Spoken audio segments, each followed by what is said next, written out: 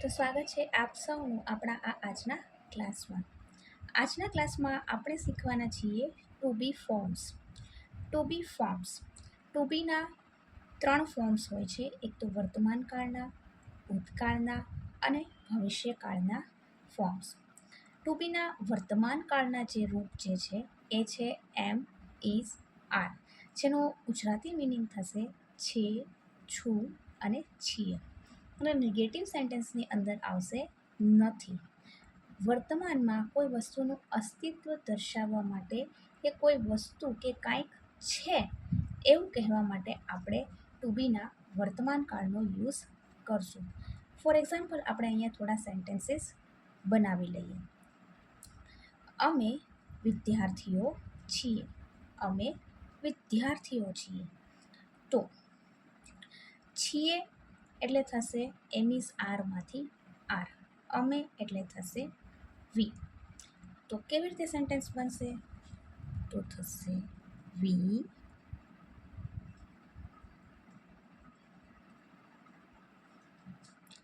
Are students.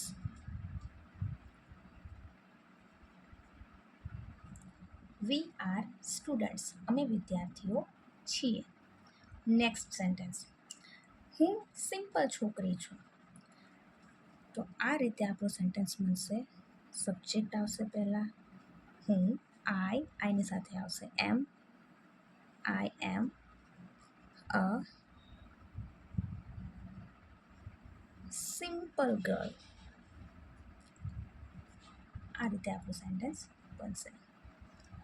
મારું ઘર દૂર છે.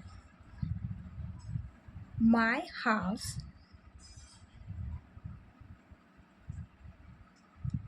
is far. My house is far. તે શિક્ષક છે. તો he is a teacher. He is a teacher. તેનો ભાઈ ડૉક્ટર છે. તો આ રીતે બનશે. કોણ? તો કે પહેલાં સબ્જેક્ટ, તો કે તેનો ભાઈ, his brother. એમિઝારમાંથી સિંગ્યુલર નાઉન છે માટે આવશે ઇઝ, અને જે છે એ આપણે કહીશું his brother is doctor. Okay. તેણી ખૂબ જ ધનવાન છે. She is very rich. She is very rich. તેણી ખૂબ જ ધનવાન છે. જો નેગેટિવ સેન્ટેન્સ બનાવવું હોય, અમે વિદ્યાર્થીઓ નથી, તો વી આર નોટ સ્ટુડન્ટ્સ. હું સિમ્પલ છોકરી નથી. I am not a simple girl.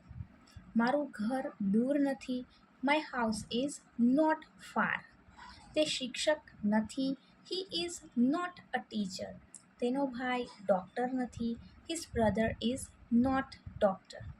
તેણી ખૂબ જ ધનવાન નથી. She is not very rich. તો આ રીતે નેગેટિવ સેન્ટેન્સ બનશે. પ્રશ્નાર્થ વાક્ય પણ આપણે બનાવીએ કે જે રીતે આપણે ઘણી બધી વખત આપણે બનાવી ચૂક્યા છીએ કે એમિઝારને આપણે વાક્યની શરૂઆતમાં લઈ લઈએ અને ક્વેશ્ચન 1 બનાવીએ. પહેલું સેન્ટેન્સ જોઈએ કે શું અમે વિદ્યાર્થીઓ છીએ? તો આર વી સ્ટુડન્ટ્સ. શું હું સિમ્પલ છોકરી છું? Am I a simple girl. મારું ઘર દૂર છે. Is my house far. શું તે શિક્ષક છે? Is he a teacher. તેનો ભાઈ ડૉક્ટર છે. Is his brother is doctor. શું તેણી ખૂબ જ ધનવાન છે? Is she very rich. એ રીતે આપણા સેન્ટેન્સીસ બનશે. અને ક્વેશ્ચન 2માં બનાવવા માટે આપણે WH વર્ડને ક્વેશ્ચન 1ના આગળ રાખી દઈશું, એટલે આપણું બની જશે ક્વેશ્ચન 2. સેમ સિચ્યુએશનમાં પહેલાંથી આપણે જે રીતે બનાવતા આવ્યા છીએ એ જ રીતે આપણા સેન્ટેન્સીસ બનશે. નેક્સ્ટ આપણે ટુ બીના ભૂતકાળના રૂપો જોઈ લઈએ.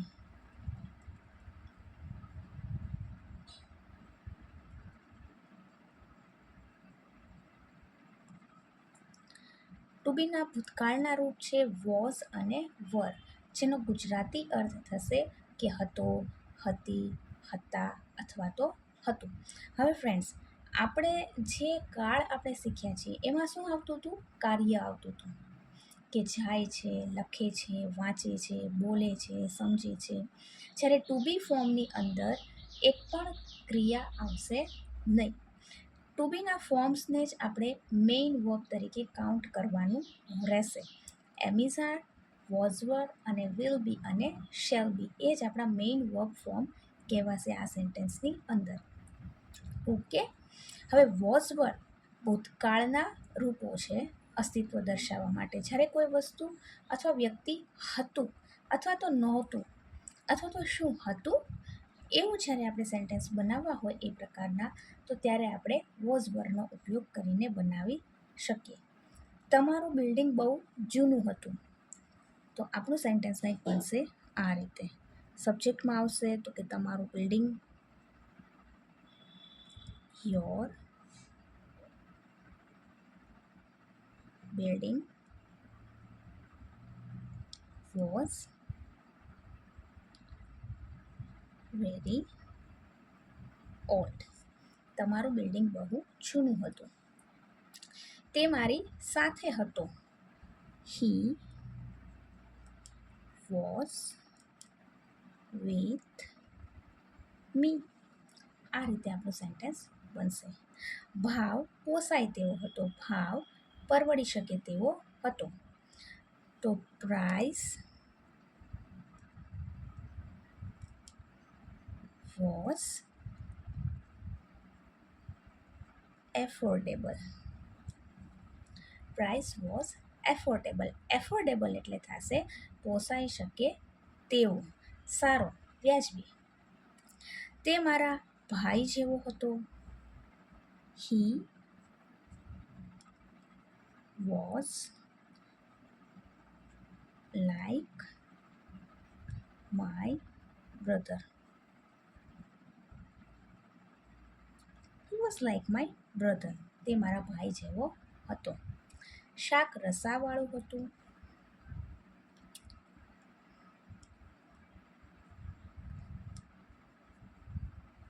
Vegetable was full of gravy. આ રીતે આપણું સેન્ટેન્સ બનશે. ઓકે, 6 વાગ્યા હતા. 6 વાગ્યા હતા. તો આ રીતે આમાં આપણે બનાવશું ઇટ. જ્યારે સેન્ટેન્સની શરૂઆતમાં કાંઈ નહીં હોય ત્યારે આપણે મૂકશું it. It was 6 o'clock. It was 6 o'clock. એ રીતે આપણું સેન્ટેન્સ બની જશે. તો આ આપણા ભૂતકાળમાં કોઈ વ્યક્તિ, વસ્તુ અથવા તો સ્થળ હતું એ દર્શાવવા માટે આપણે ટુ બીના ભૂતકાળના રૂપનો યુઝ કરશું વોઝ અને વરમાં. હવે કોઈ વસ્તુ, વ્યક્તિ હશે અથવા તો નહીં હોય, ભવિષ્યનું કોઈ અસ્તિત્વ દર્શાવવું છે, તો માટે આપણે ભવિષ્યકાળના રૂપો શેલ બી અને વિલ બીનો ઉપયોગ કરીશું. ઓકે, કિરણ ડૉક્ટર હશે.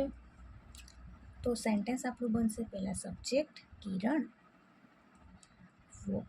કિરણ ડૉક્ટર હશે. Kiran will be a doctor. Kiran will be a doctor. 3 વર્ષ પછી તે શિક્ષક હશે. He will be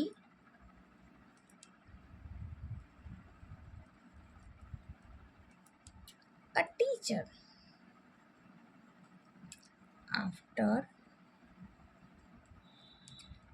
3 years. અહીંયા લખી નાખું છું. He will be a teacher after 3 years. 3 વર્ષ પછી તે શિક્ષક હશે. અમે તમારી સાથે હશું. We will be તમારી સાથે with you. We will be with you. તેણી એકલી હશે. She will be alone. કાલે તેનો ભાઈ સુરત હશે. તો સબ્જેક્ટ કોણ? તો કે તેનો ભાઈ. his brother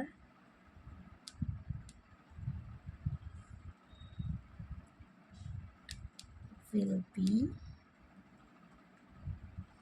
at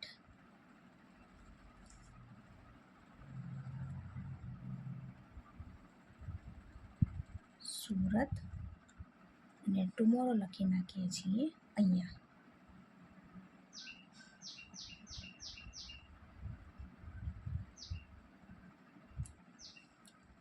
tomorrow.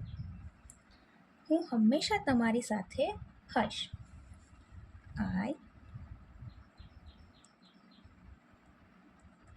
I will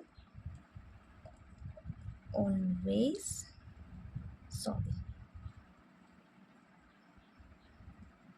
I will always be with you.